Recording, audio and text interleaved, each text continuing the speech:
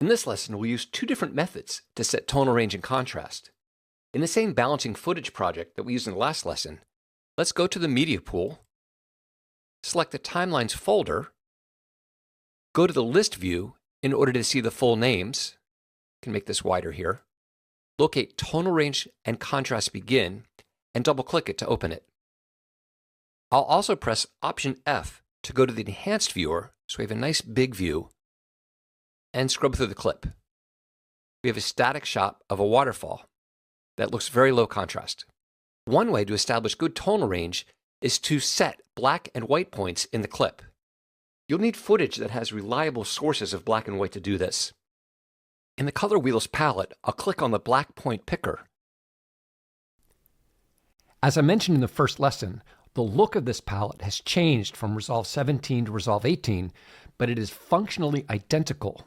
The only difference is that the drop-down menu on the top right has been replaced by a set of icons, and the name of the selected icon now appears by the palette name on the left. And then locate an area in the shot that should be very dark, perhaps down here in the shadows, and click. And immediately the footage is recalibrated. If you didn't click a good area, you can hit Command-Z to undo, select the black point picker again, and try another area. It should be the best representation of the deepest black in the shot. Next, we'll use the white point picker. You don't want to click in the sky or some object with no detail, like a specular highlight. Something bright, but that still has detail, perhaps this water here. The image's luminance and color balance is recalibrated. These tools are analyzing the clip and making an objective evaluation of what the darkest and brightest areas should be and adjusting it. Although using the black and white points can be a great way to start setting tonal range, you usually want to make some additional manual adjustments, so it's important to know how to do that. Let's go to our next clip by clicking here, and once again scrub through it, and we have another static shot. This time, we'll adjust tonal range or contrast using the master wheels. The master wheels, as part of the Primaries Wheels palette, are probably the most popular way to do primary contrast adjustments. The Primaries wheels are divided into three sections: Lift for the shadows, Gamma for the midtones, and Gain for the highlights, and then an offset that adjusts all three.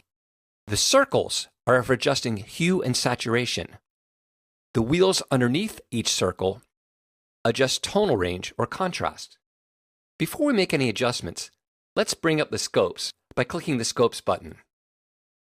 I'll select the waveform. The waveform identifies the luminance values of a shot, moving from left to right across the shot.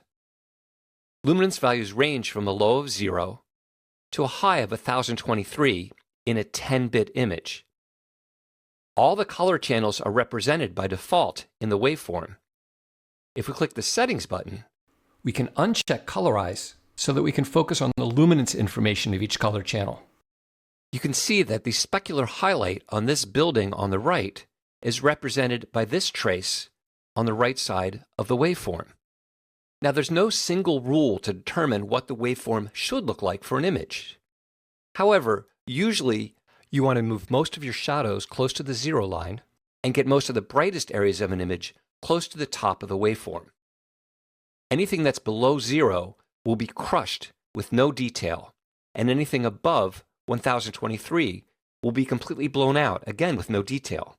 So let's keep an eye on the scopes, move over the color wheels, and use the Lift master wheel, dragging left to bring down the shadows until the traces just begin to touch the 0 line. Notice how the entire waveform moves, although the lower traces move more than the top traces. Lift, Gamma, and Gain overlap each other, and when you adjust one, you usually need to adjust another.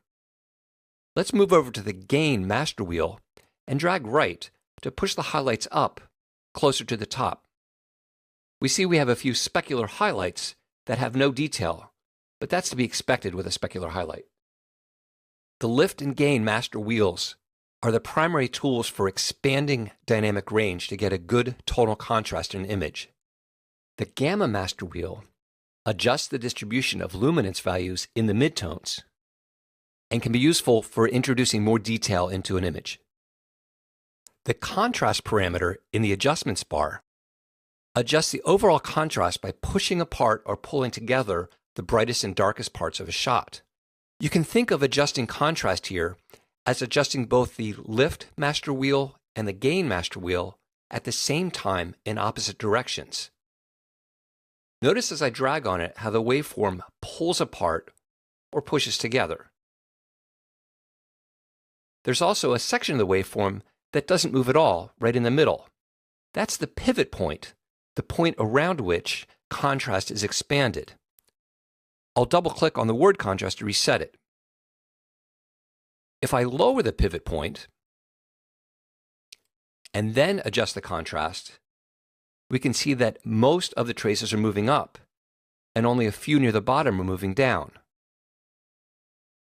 Conversely, I'll reset both. If I increase the pivot point and adjust contrast, now most of the traces are moving down and only the brightest parts of the image are becoming brighter. If you're adjusting a darker image, you may want a lower pivot point so that when you're making that contrast adjustment, you aren't crushing the shadows. By the same token, for a brighter image, you might want to start with a higher pivot point so you don't blow out the highlights as you adjust the contrast. I'll double-click to reset both of those. By the way, the way contrast is handled can be adjusted in Project Settings. I'll click the gear icon to open up Project Settings, select the General Options, and scroll down to the Color section. Use S-curve for contrast as the default. What this means is when you increase contrast with this checked, you will avoid clipping highlights and crushing shadows.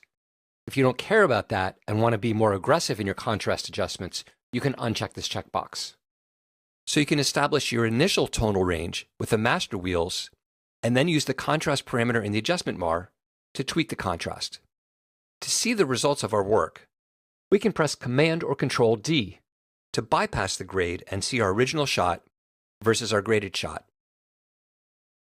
In the next lesson, we'll see how we can adjust contrast using curves.